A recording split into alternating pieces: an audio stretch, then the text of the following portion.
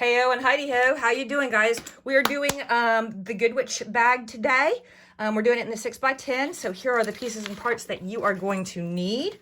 Let's get this out of the way. You will need one zipper that is 2 inches wider than the width of the bag. This is a 6x10 bag. It's actually going to wind up being like 6x9, I think, or 5.5 by 9, whatever. So this needs to be 8-inch zipper. Obviously, I have way too much zipper.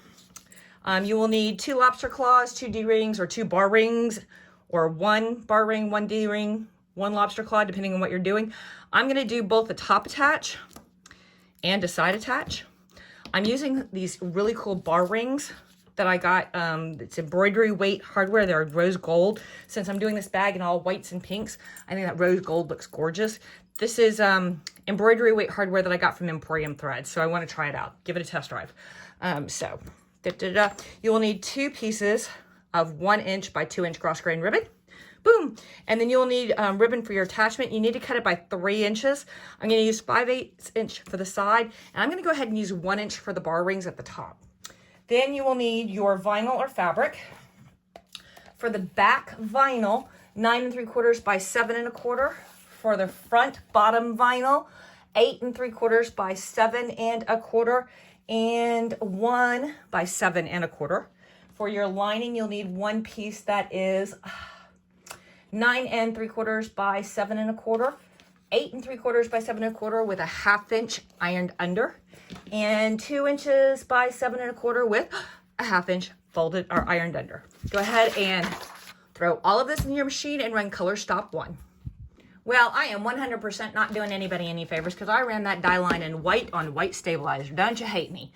All right, so I don't know. Yes, you can see. I want my zipper to be between this line and this line, covering my die line top and bottom and straight all the way across. So we're going to put a zip there. Nice and straight. We're going to tape it down here, just like so. We're going to walk it all the way across. Make sure that we are good and straight and even and all that good stuff. Tape down over here. Then we're going to put it back in the machine and we are going to run color stop 2. I will see you after 2. And here we are. We have got our little zipper all tacked down. Now, usually this is where I'm like, grab some chalk, fold stuff in half. The problem is white chalk, white ribbons, white die lines. You're not going to be able to see anything. So we are, first we're going to go ahead and singe these a little bit so that they don't unravel on us because, all right. You're not going to be able to see me match up these die lines, and I don't want to use a different color chalk on the off chance that it might actually show. But you want to find the 1/2 inch and the 1/2 inch and then line it up on the bag die line and make sure that you are centered top and bottom on your 1 inch zipper with your 1 inch ribbon and tape it down. If you've done one of my bags before, you know exactly what I'm talking about. If you hadn't, I'm sorry you picked the one where I did white and white and white and white and white and All right, can you see that bunny rabbit in the snowstorm over there? Yeah, that's exactly the problem we got going on. Now, take your bottom vinyl, buck it right up against those teeth. Make sure you're centered left and right. And then do a 4-corner tape on that bad boy.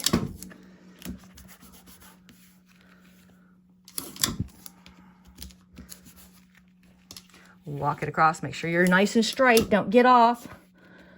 Well, I mean, if you want to, but that's a totally different joke. All right. I'm a bad girl. I'm going to go sit in a corner for a little while. There we go. And now, do the exact same thing. Nice straight edge right across the top of your zipper. Lined up on your die lines, centered left and right. Tape that bad boy in place. Ooh. Walk it down. Make sure nothing shifted. Tape it down. Throw it in the machine, run color stop 3. I will see you after 3. Okie dokie, we have got our zipper tacked down. Woohoo, there we go. I want you to go ahead and put this back in the machine and run color stops 4, 5, 6, 7, and 8. All 5 of those stops, okay? See me between 8 and 9. Oh, and we're looking so pretty. All right, go ahead and on the left-hand side, peel up some tapes. Peel up your ribbon and your vinyl and open that zipper head all the way over. And let's get rid of some of these tapes because God knows we don't need this many. There we go. We just need one. The rest of these can go bye-bye. All right. All the way over. Go ahead and grab your seam ripper. Put a little tear in your stabilizer. And because I did white and white and white, and you're not going to love me. You're not going to be able to see this really well. But there are 2 single stitch lines. 2 single stitch lines. We are going to cut right on top of those 2 single stitch lines to get just the stabilizer. Don't cut your zipper. Don't cut your vinyl. Don't cut your fabric. Don't cut your ribbon. Don't cut your zipper. Did I say that already? It is really important that you go slow, go careful. Pay attention to what you're doing. It would be awful, horrible, the worst thing ever if we got to this point, almost done, and you cut your zipper. That would be like the worst thing ever. So go ahead and careful. And careful. And careful. All right, flip this bad boy back over. Close up your zipper and put your ribbon and your vinyl right back where you got it from, just like so. And then take that one piece of tape that we took up and put it back down and hold everything in place. Now flip over, back on the back again, and take your piece of lining, the piece of lining that is 8 3/4 by 7 1/4 with a 1/2 inch iron on, an iron under, bad side to bad side. Line it up with where you just cut, like so, and 4-corner tape. 1, 2, 3, and 4. Throw it back in the machine and run color stop 9. I will see you after 9. Okay, and here we go. So grab your other piece of lining that is 2 by 7 1/4 with a 1/2 inch ironed under. Flip this guy over. We're gonna line up this piece with this top cut. Put the fold towards the stabilizer, like so. We're gonna tape this guy down.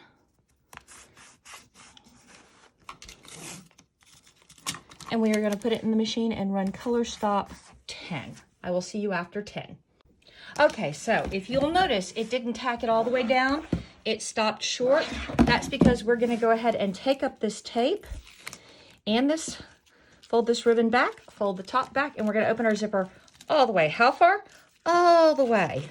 Just like that.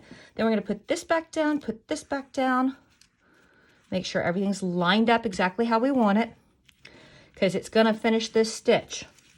And it's also going to give you some die lines for placing your ribbon and hardware assemblies. So go ahead and have everything taped down. That's not holding.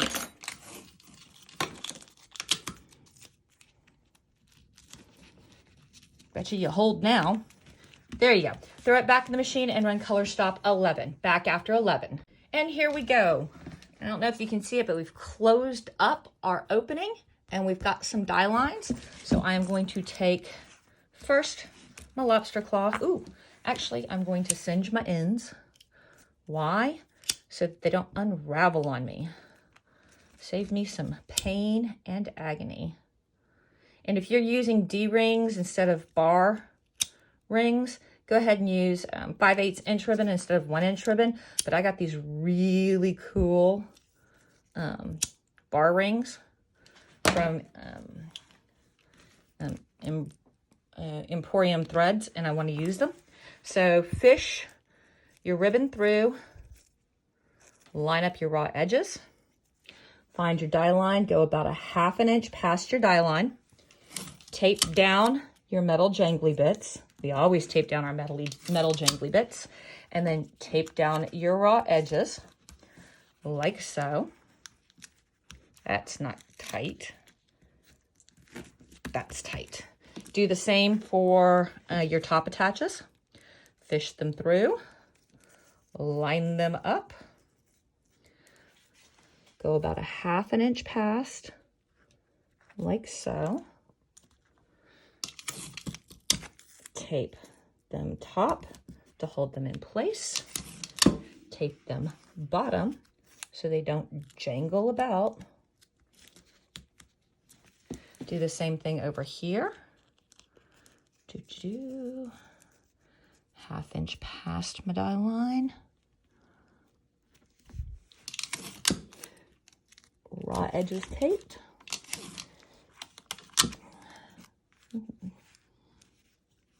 Metally jangle bits taped. All right, and now throw it in the machine and run color stop 11. I'll see you after 11. Woo, we're getting there. We're getting there. There's our hardware tacked down.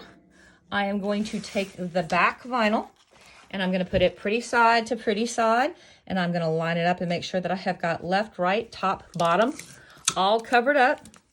I'm going to tape it in place just to hold it down. Make sure it doesn't go anywhere on me.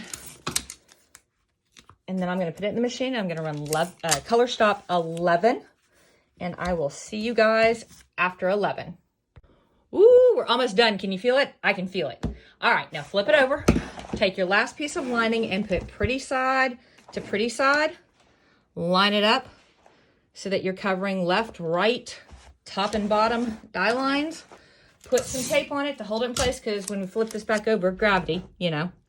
Tape it securely so that it doesn't come undone in the machine. Da-da-da.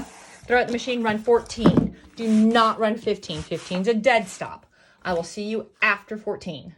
Woohoo, we are done. So let's go ahead and pop this bad boy right on out of the hoop, like so. Then we're gonna flip it over. Back here on the back, we're gonna take up our tape. I say we're gonna take up our tape. There we go. There we go. Find your turning tab. We're gonna cut our tab, and then we are gonna tape it down out of the way. Why? Because I have learned.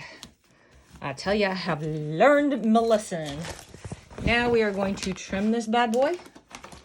I got all kinds of stuff in my way. You want to cut about 1/8 of an inch away from that seam line, and you really want to be careful and not cut that seam. I'm going to flip it over just so I can keep an eye on my turning tab. 1/8 of an inch away. 1/8 of an inch away. Oops. I knew I didn't go all the way through. There we go. Let's do left side.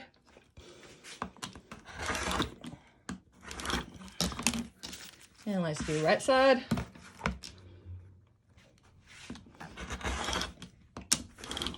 All right, we're gonna set that out of the way. We're gonna get rid of all this trash. We're gonna grab a pair of scissors and we are going to round our corners so that we don't have a whole bunch of stuff trying to stick and mangle, or while we're trying to stick out our corners, we don't have a whole bunch of stuff in the way trying to mangle our nice tight looking corner. That's good. All right, now we're gonna flip to our turning tab. We're gonna take off our tapes. We're gonna look, reach our hand down carefully. We don't want to pop seams. Carefully, we're gonna turn this guy inside out, and it's going to be a little bit of a workout. I promise you.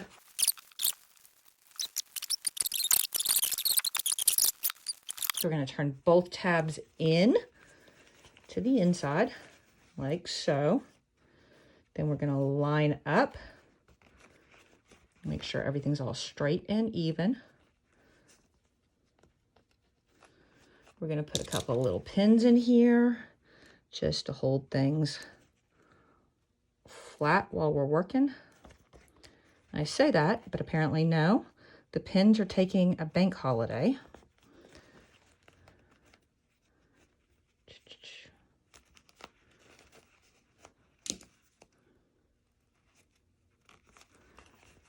I'm not even going to pin that side because I'm about to start sewing.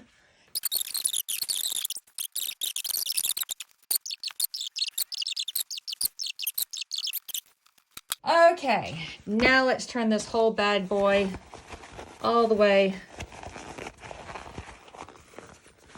it's supposed to be. And again, get a corner, get it going, go slow.